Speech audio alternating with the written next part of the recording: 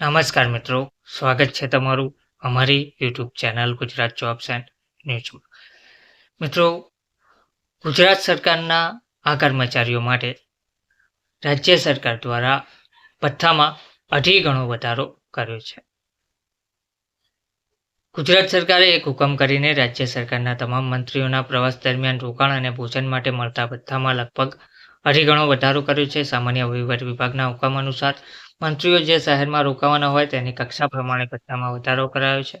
આ વધારો ગયા વર્ષના 8 નવેમ્બરથી મંજૂર કરાયો હોવાથી મંત્રીઓએ તે દિવસથી આજ સુધી જે પ્રવાસ કર્યો છે તેના ભથ્થામાં એરિયર્સની ગણતરી કરી તફાવતની રકમ પણ આવતા મહિનાના તેમના પગારમાં ચૂકવણી કરવામાં આવશે. આ હુકમ અનુસાર એક્સ કેટેગરીના શહેરોમાં 1000 ને બદલે 2600, વાય કેટેગરીના શહેરમાં 800 ને બદલે 2100, જ્યારે ઝેડ કેટેગરીના શહેરમાં 500 ને બદલે 1300 રૂપિયા ભાડું દૈનિક હિસાબ પ્રમાણે આપવામાં આવશે. હવે મંત્રીઓ આ ખુશખબર સાથે આવતી 12 માર્ચે ભાજપના ધારાસભ્યો સાથે રંગેચંગે હોળીની ઉજવણી કરશે. સરકારે વિધાનસભાના સત્ર દરમિયાન ધારાસભ્યો માટે સંકુલમાં હોળીના તહેવારની ઉજવણી કરવાનો નિર્ણય લીધો છે. ભોજન અને સંગીત સાથે ભવ્ય કાર્યક્રમ સચિવાલય સંકુલમાં વિધાનસભાની બહાર આવેલા મેદાનમાં યોજાશે. આવો કાર્યક્રમ સરકારે પાછલા વર્ષે પણ યોજ્યો હતો. ટૂંકમાં ભાજપના ધારાસભ્યો સાથે રંગેચંગે હોળી મનાવશે.